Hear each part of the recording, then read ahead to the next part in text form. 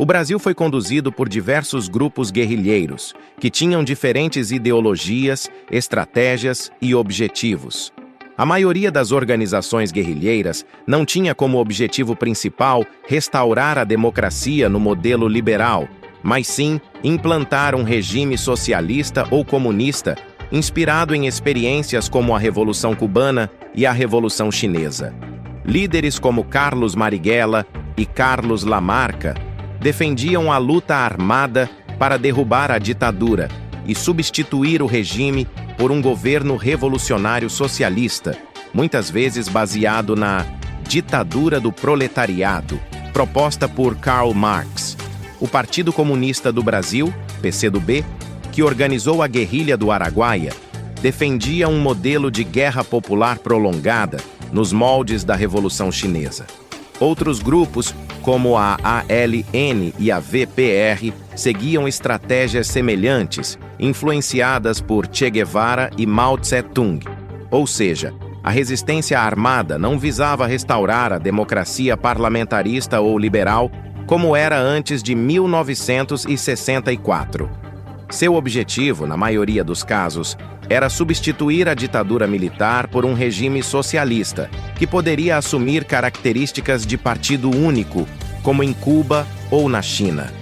Esses grupos realizaram sequestros, assaltos a bancos, ataques a militares e atentados.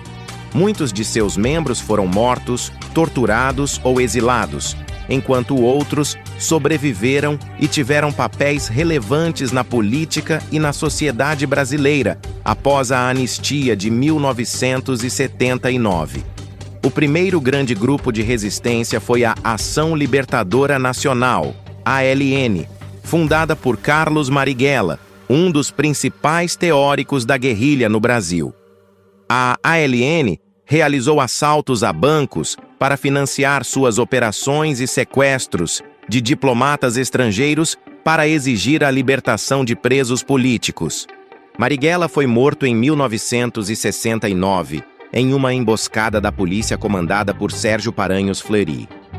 Outros membros importantes da ALN foram Joaquim Câmara Ferreira, morto sob tortura, e Frei Beto, que sobreviveu e se tornou um influente teólogo da libertação.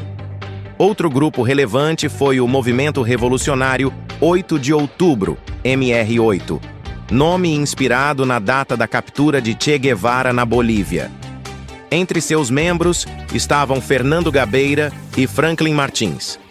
O MR8 participou do sequestro do embaixador dos Estados Unidos, Charles Elbrick, em 1969, exigindo a libertação de 15 presos políticos, incluindo José Dirceu.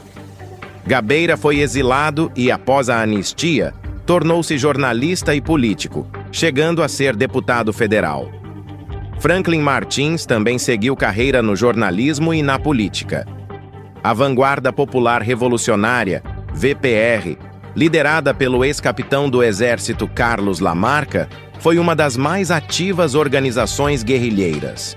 Lamarca desertou das Forças Armadas e se tornou guerrilheiro, organizando assaltos a bancos e treinamentos em áreas rurais. A VPR participou do atentado à bomba no aeroporto de Guararapes, em 1966, que resultou na morte de 2 pessoas.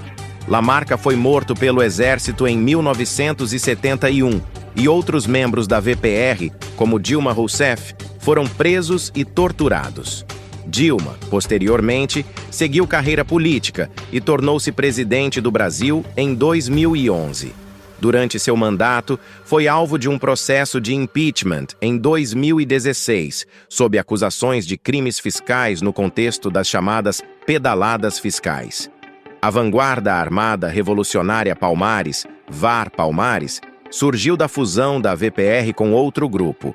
Entre seus membros estavam Carlos Mink e José Dirceu. Dirceu foi exilado e, após a anistia, tornou-se um dos principais articuladores políticos do país, chegando a ser ministro da Casa Civil. No entanto, foi condenado e preso no escândalo do Mensalão em 2012 e, posteriormente, na Operação Lava Jato em 2015, por crimes de corrupção e lavagem de dinheiro. Carlos Mink também seguiu carreira política, tornando-se ministro do Meio Ambiente. A Guerrilha do Araguaia foi organizada pelo Partido Comunista do Brasil, PCdoB, e tentou criar um foco guerrilheiro no interior do Brasil, inspirando-se na Revolução Cubana. O movimento foi brutalmente reprimido pelo exército entre 1972 e 1974, e praticamente todos os guerrilheiros foram mortos. Entre os desaparecidos estavam Maurício Grabois e Oswaldão. Quanto à responsabilização dos crimes cometidos durante a resistência armada, a Lei da Anistia de 1979 perdoou tanto os guerrilheiros quanto os agentes do regime, impedindo processos judiciais contra ambos os lados. Assim, não houve condenações formais por atentados, assassinatos ou outros atos praticados pelos grupos de resistência.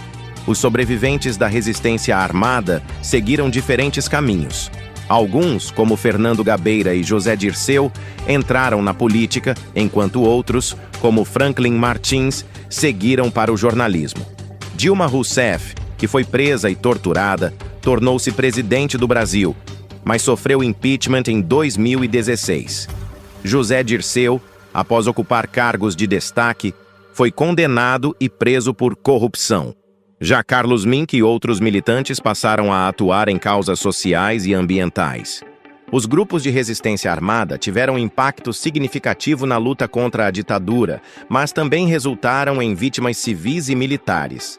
A repressão do governo foi brutal, utilizando métodos como tortura e desaparecimentos forçados para eliminar a oposição. Mesmo com a anistia, a memória desses eventos continua sendo um tema de debate na sociedade brasileira. E como foram os governos militares? Quais os feitos de cada um dos presidentes militares?